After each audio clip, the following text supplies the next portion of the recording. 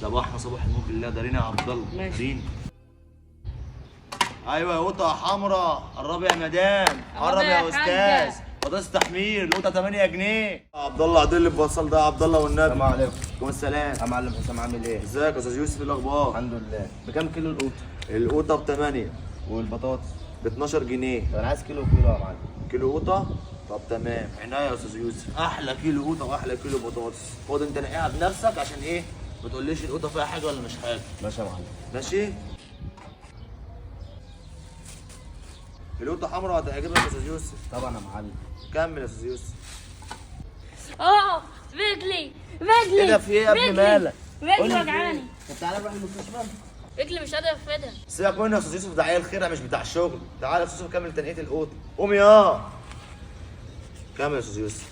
ازيك يا معلم حسام؟ اهلا وست البنات، عامله ايه؟ الحمد لله تمام، انت اخبارك ايه؟ كله تمام الحمد لله. يا رب دايما. بكام البطاطس؟ ب 12 جنيه والقوطه؟ ب 8 جنيه. طب ممكن طيب شنطه انقي في القوطه؟ عناية طبعا، ده احلى كيلو قطه. تسلم لي. القطه النهارده تعجبك قوي. اكيد طبعا، كفايه ان هي منك. ابنك المحروس عامل ايه؟ بخير الحمد لله. سلمي لي عليه. يوصل. ايه ده يا ابني، انت متخلف ولا ايه؟ مش تخلي بالك؟ معلش مش قصدي والله. انت متخلف ياض؟ معلش يا استاذه مسحها فيا، ده اخويا الصغير والله لا كسر عظمه. لا لا لا خلاص ما دام ينفعش اللي خلاص. بيعمله ده. لا لا خلاص، حصل خير. مسحها فيا معلش، حقك حصل عليا. خير، حصل خير. معلش بقى خلاص كده الكيلو تمام كده يا استاذ صبحي. مش تمام، اتفضل. ماشي يا استاذ. خد يا ياما. ايه جت؟ اه. ايه ده؟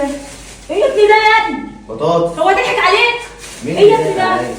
ايه يا ابني ده؟ انت جايبه منين البطاطس دي؟ من حسام. ما انا قايله لك ما تروحش عنده عشان هو غشاش. انا ما لقيتش حد عنده ايه الا ده؟ هو. ده بطاطسات ده كيلو؟ ده ما يجيش كيلو يا ابني، وانت عميد في عينك مش قادر تشوف الميزان؟ انا اللي منقي ياما والله. امسك انت اللي منقي ايه؟ ما هو ضحك عليك اهو. ايه ده؟ ايه القطه دي؟ ده القطه يا ابني مدوده يا ابني، ايه ده؟ والله منقيها حلوه قدامي. ايه انا اللي ده؟ منقيها. ده ريحتها بتتقطع، هنعمل بقى الاكل ازاي؟ يا ابني وانت عميد في عينك وانت خلاص ما بتشوفش؟ ايه اللي زيك بيجيب كل حاجه؟ انا قلت لك ما تجيبش من عند الواد الغشاش ده، بيغش في الميزان وبيسرق فيه. أنا اللي منقيها والله. امسك والله العظيم ده راح اطلع عين. والله العظيم لا افرج عليه في السوق كله علشان يضحك على عيل صغير كده ويديله الحاجه بايظ. والله ما هسيبه النهارده، لازم اعمل كده. ايه يا ام يوسف في مالك؟ بعت يوسف للواد اللي اسمه حسام اللي بيبيع الحاجات في السوق ده. لقيته مديله الحاجه بايظه كلها والقطه زي الزفت وريحتها طالعه مدوده. معرفش ماله كده، الواد ده بيعمل كده ليه وبيغش في الميزان. هو فعلا الواد ده انا سمعته سابقاه اصلا، هو بيغش في الميزان وحرامي. لقيت الكيلو بطاطس نص كيلو ولقيت الكيلو قوطه نص كيلو وريحتها طالعه خالص ووحشه ما تنفعش للطبيب. لا انا هفرج عليه الدنيا والله ما طب خديني هسيبه. معاك، انا اروح معاك اهو. السلام عليكم. عليكم السلام يا حاج، عاوزين لك قطه ولا بطاطس؟ لا مش عايز اخد لا قوطه ولا بطاطس، انا لسه بعت ابني دلوقتي واخد كيلو بطاطس وكيلو قوطه، والقوطه كمان نصها بايظ.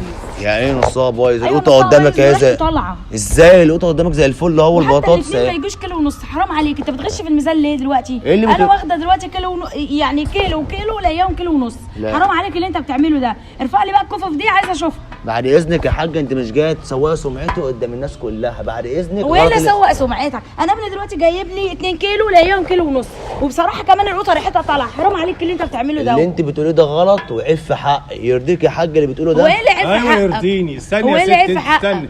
المفروض ما تغش في الميزان وتديها حاجه نظيفه. ايه اللي اديها حاجه نظيفه؟ ابنها ايوه وانا جه. شاري وانا جايه انت هتقعدي تتكلمي بس ولا أيوة ايه؟ هو ايه اللي اسمعيني طيب، هيتكلم؟ اسمعيني طيب. ابنك جه طلب كيلو قوطه، ابنك يوسف صح؟ وطلب كيلو بطاطس، اديته هو نقى بايده، انا حتى ما نقيتش. وازاي نقى بايده والقطه كلها ريحتها طالعه؟ حرام عليك. طب اساليه، هو نقى القطه بايده كمان. طب ماشي، نقى القطه بايده وكمان البطاطس ناقصه نص كيلو والقطه ناقصه نص كيلو. ليه حرام يعني؟ ولا حلال؟ ازاي انا عايزه يعني؟ اعرف الكفه دي فيها ايه. ارفع لي ما الكفه تريحها يا عم ما ترفع لي الكفه دي. ارفع لك الكفه ايه؟ انت انتوا خايف ايوه من ارفع لي ايه؟ الكفه دي، انا اعرف فيها ايه. جايين تشككوا في امانتي؟ هو ايه اللي اشكك في انت امانتك؟ خايف من لما ايه؟ اخد كيلو انت مش بطاطس راجل واثق الاقي من نص نفسك كيلو. وبتبيع في هو السوق في معلم. ايه؟ ارفع الكفه. حرام شوف عليك فيها يا ايه. شيخ. انتوا غلط اللي بتعملوه ده قدام الناس. يا عم انا غلط مش غلط غلط، يا محمد ارفعها غلط. لي ارفعها لي ارفعها لي، عايزه اشوفها. الكفه ايه؟ مالها الكفه؟ فيها ايه الكفه؟ طيب يعني امال يعني كيلو ونص ازاي؟ يعني حاجات واخدها ابني والمفروض كيلو وكيلو. اسال ابنك يا حاج، والله انا مديله كيلو وكيلو. يعني هو ابني هيروح يلعب بيها يعني ولا ايه؟ انتوا جايين يعني دلوقتي على غلط وتتهموني ان انا بغش في الميزان، والقطه قدامكم اهي والبطل طب ما حرام والبصل. عليك، ازاي القطه دي مش هيتطبخ بيها حرام حته ولا عليك يعمل انت اي اللي جايه حاجه؟ تسوي سمعتي. حاجه خلاص يا حاجه كده، الراجل ما عندوش لوم. رفع لك الكفه امال وراها في لك ايه؟ ايه. هو انا اول مره صراحه بعاتبني في اي اقول لك حته إيه الاقيها يابا؟ كيلو ونص يابا مش حقك 2 علينا كيلو. يابا، واحنا اسفين يابا. حقك هصرفها علينا. منين ان شاء الله؟ معلش معلش واسفين يابا، دي. حقك طب علينا. يعني القطه طب ريحتها وحشه ليه طيب؟ ابنك منقاها بايده، اساليه. لو كنت طلعت انا من اي واحده بس فيها انا اتأدب باللي ايه انت يا عم في عاوزاه. ايه طيب؟ القطه اهي تمام اهي زي الفل، قدامي. واستخدام الكف ما فيهاش حاجه. طب امال القطه يعني بايظه هناك في البيت ليه؟ يابا يعني انا حقك- ما رضيتش خلاص يا اجيبها لك حاج، والله حقك عشان علينا استحرمت يابا. برضه ان ارجعها اتفضلوا يا جماعه، اتكلوا حقك على يابا الله، علينا، يلا اتكلوا حقك. على الله، حقك علينا ولا يابا، قوة حقك إلا علينا. اتكلوا على الله. ده ايه ده؟ يا حسام يا حسام، ايه يا عبد الله؟ انا سمعت راجل وست دلوقتي جايين عشان يشوفوا اللي انت بتخم في الميزان. راجل وست جايين؟ اه. طب روح انت يا عبد الله، يلا روح. يا معلم جبريل خش. ايه جبت البضاعة؟ كله تمام يابا تحت كل السيطرة. تمام، بس انت المرة اللي جبت لي القطة متدمرة، حتى بحطها وسط القطة السليمة بتتكشف. انا عاوز البضاعة تبقى نص نص يا عم جبريل. ليه يا معلم حسام؟ انت عارف شغلنا، كل شغلنا كده يا معلم. ما ايش كل شغلنا كده؟ كنت الاول بعرف البس الزبون، دلوقتي الزبون بيجيبها لي متدمرة، مش عارف اقول له دي بسبب الجو وبسبب ايه. لازم برضه يبقى في كده حتة كده يا لازم معلم اتحجج حتى دماغك بيها. انت ودماغك بقى، انت عارف انت بتضحك على الزبون ازاي. ماشي والبضاعة يا دي جبريل، هتعجبك. البضاعة ماشي دي يا عن جبريل، ثقة هتعجبك يا ماشي يا معلم. جبريل، ولا يهمك يا جبريل. خد يا معلم 100 جنيه اهي. ايه ده يا معلم حسام؟ ايه اللي انا جايب لك اطنان تحت 100 جنيه، انت بتكسب الوفات يا حسام في الحاجات دي. يا عم في ايه؟ انت هتبص لي في رزقي؟ انت جايب لي بضاعه بتترمي في الزباله، يعني مش بضاعه، يعني ده بيترمي انت بتاخد عليه فلوس. بس لسه تكسب مديك يا اول أسامة. لسه مديك اول امبارح 250 جنيه او 100 يطلبوا 50 جنيه. يا عم ما تبصليش بقى خلاص. انت كده بتضحك عليا زي الزبائن، انت تعملني زبون يا حسام. يا عم بقول لك انت بترمي البضاعه دي في الزباله، انا بديك فيها فلوس. خلاص بقى يا عم جبريل، انت شايفها يا معلم المره حسام. الجايه اللي المره انت الجايه. شايفه يابا، اللي يرضيك يرضيني. حبيبي يا عم جبريل، السلام عليكم. مع السلامه.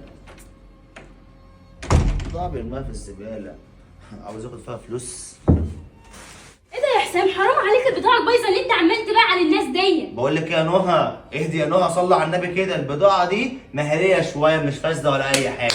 وصلي على النبي كده عشان احنا لسه قدامنا مصاريف، وانت حامل يا ماما، ولسه في مصاريف وسونار وعلاج وفيتامينات، ولسه في ولاده وقد كده. طب كويس ان انت عارف ده كله، لما انت عارف تصرف عليا بالحرام. حرام. يا شيخ حرام عليك، بتغش الناس وكمان بتبيع لهم بضاعه بايظه. اتقي الله. بقول لك ايه، لم الدور كده وما تعمليش فيها رابعه العدويه، واكني قدام الدكتور في المحاضره وبيديني محاضره. لم الدور كده وصلي على النبي عشان احنا قدامنا مصاريف كتيره، واهدي خالص. طب لما انت عارف ليه تصرف عليها بالحرام؟ طب ما قلت تبيع لك. كويس بقيه الناس. دي مش فلوس حرام. يعني انت لما تغش الناس كده يبقى مش فلوس حرام؟ بقول لك ايه يا نهى، مش القطه المهريه دي بيحطوها للفراخ واحنا بنذبح الفراخ وبناكلها؟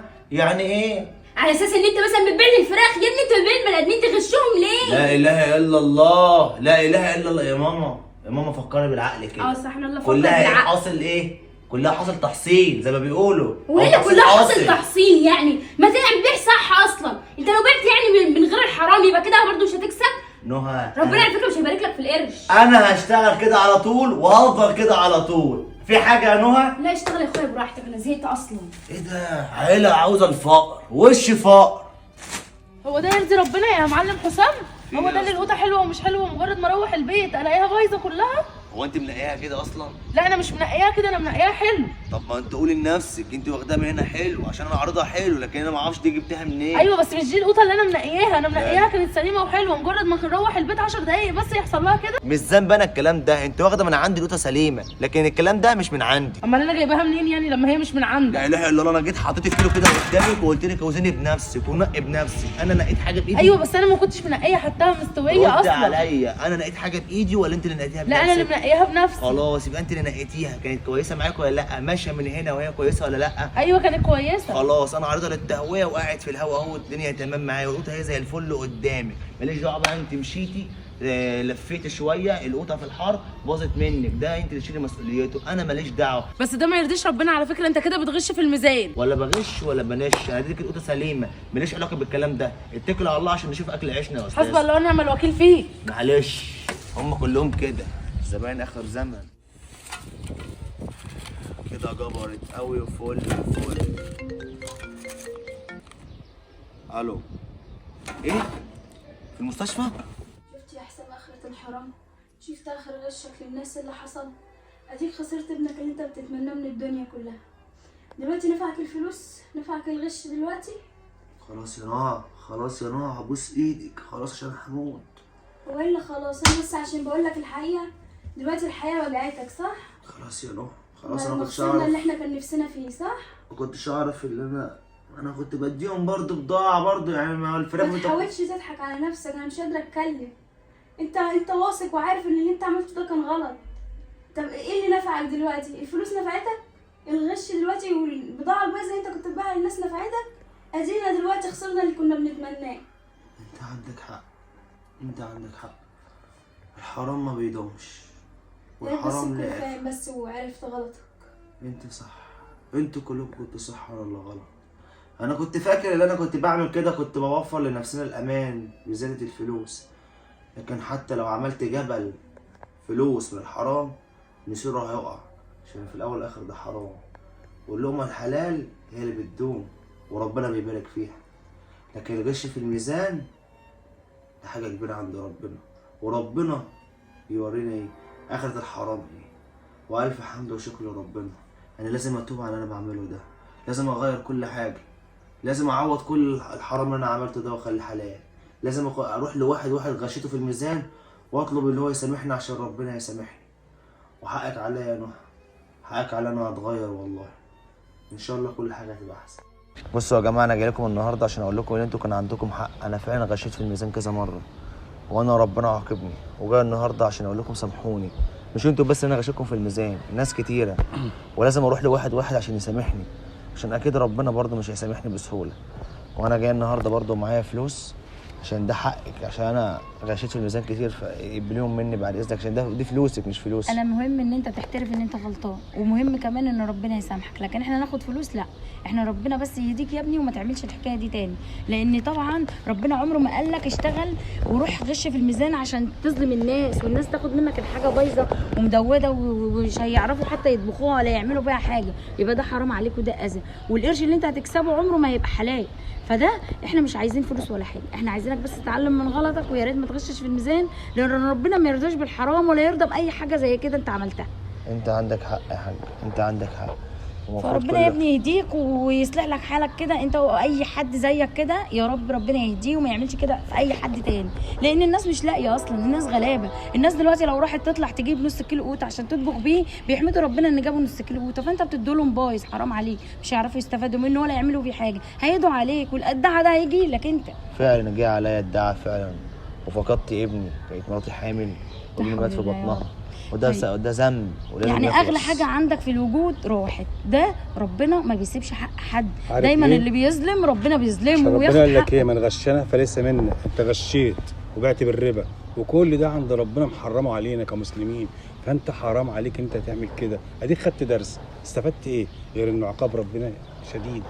تعلمت يا ابني تكون اتعلمت يا ابني، اتعلمت فعلا، وفعلا ما ينفعش الواحد يغش وياخد او يكسب قرش حرام، عشان مهما كسبت ومهما مش هينفعك القرش، اخرته ايه؟ مش اخرته هينفعك. النار. غير النار، مهما عملت حتى هيدمر لو لك عملت بيتك. جبل فلوس من الحرام لازم يقع في الاخر، بس. لازم ربنا يعاقبنا على كل ده. وانا جاي النهارده عشان تسامحوني من قلبكم، احنا عشان مسامحينك ربنا- لان ربنا والله يا ابني بيسامح. ربنا بيسامح، احنا ماشي، مسامحين. واحنا عايزينك تبتدي بدايه حلوه وشريفه، وان انت تشتغل شغلانه وربنا كويسه يا ابني يعوض عليك في اللي بص، راح منك، قرش وإن شاء حلال الله احسن من مليون جنيه حرام. لما تمشي تحت ربنا كده خالص بضمير كويس وما تكررش ده تاني، اكيد ربنا يكرمك وهيديك احسن من اللي انت عملته بكتير، لانك ماشي في الحلال. وارجع لسيدنا ايوب عليه السلام لما قال ايه؟ عوضوا بارض من خير ارض وذرية من غير ذريته، فربنا ان شاء الله يعطيك ذريه غير ذريتك ومكسب حلال ان شاء الله. ان شاء الله. شكرا لكم حبيبي. يعني انت كنت بتضحك علينا وكمان بتغشنا وجاي عايزني ان انا اسامحك؟ لا انا مش هسامحك. يا استاذ، انا جاي اقول لك حقك عليا، سامحيني، عشان انا والله العظيم كل الدنيا جت عليا وانا كنت فعلا غلطان، وانا والله ما كنت اعرف الا ده اللي هيحصل لي، بس انا اسف، حقك عليا وانا هديكي حقك كامل، بس سامحيني لله يعني مش اكتر. لا انا مش هسامحك، وانت تستاهل اكتر من كده، واللي حصل لك دوت مش شويه على اللي انت عملته في الناس وعلى غشك للناس وخداعك ليهم وبتغش في الميزان. انت عايز ربنا يسامحك ازاي ولا الناس تسامحك ازاي؟ دي فرق الفلوس بتاعت الميزان اللي انا ضحكت عليكي فيه، فانت كده حقك وصل كامل. طب تمام، ما دام انت اديتني حقي كده بقى انا اقدر اسامحك. ايوه ده اللي انا عاوزه، بس انت تسامحيني وانا ان شاء الله ربنا يسامحني، عشان انا بطلت الكلام ده كله خلاص الحمد لله. روح توب. صلي ربنا وادعي له وان شاء الله ربنا يتقبل منك، بس عشان خاطر اسمعها مني نصيحه من اختك، ما تعملش كده تاني واتقي ربنا عشان ربنا يديلك من عنده الرزق. حاضر يا استاذ. العفو. معلم حسام استنى يا أحسن. جبريل، استنى بعد اذنك. أنا إيه؟ خلاص مش عاوز بضاعه تاني خلاص. مش عايز بضاعه ازاي مش يعني؟ خلاص بطلت اعمل اي حاجه حرام. بتتكلم بجد ولا بتهزر يا لا حسام؟ والله بتكلم بجد، حد الله بيني وبين الحرام خلاص. البضاعه دي ارميها في. فيها مكسب كبير يا حسام على مش عاوزه. ربنا الغني. شكرا يا جبريل. والله براحتك، انت معاك رقم. ماشي. لو عاوز تكلمني. ربنا يهديك يا جبريل انت كمان. ماشي مع السلامه. خلاص مش هي حاجه تانية حرام.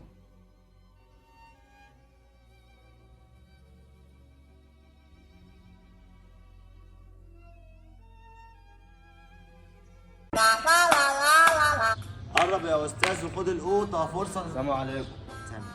ايوه يا عبد الله دي البطاطس دي. السلام عليكم. والسلام. عامل ايه يا معلم حسام؟ الحمد لله يا استاذ يوسف، ايه الاخبار؟ الحمد لله. عايز كيلو قطه. بكام يجي قوطه يا يوسف؟ قرب يا استاذ، قرب يا مدام. عليكم. عليكم السلام. يا استاذ حسام عامل ايه؟ استاذ حسام مين؟ معلم. 3. قرب يا استاذ. قرب يا مدام. السلام عليكم. ثانية يلا يلا. انا قرب يا استاذ. ادخل على طول. 1 2 3. قرب يا استاذ وخد القوطه الحمراء. السلام عليكم. عليكم السلام. يا معلم حسام عامل ايه؟ ازيك يا استاذ يوسف عامل ايه؟ الحمد لله. عايز طبعا معايا عشان ايوه يا عبد الله رص الحاجه كده يا عبد الله. السلام عليكم. عليكم السلام. عامل ايه يا استاذ يا معلم حسام؟ يا عم 3. هو انا عايزه اعرف حاجه، هو ده يرضي ربنا؟ في ايه يا ينفع ان أستاذ؟ انا اروح البيت مجرد ما اروح القوطه كلها نصها بايظ كده؟ هي دي القوطه حلوه ومش حلوه؟ هو انت مش يعني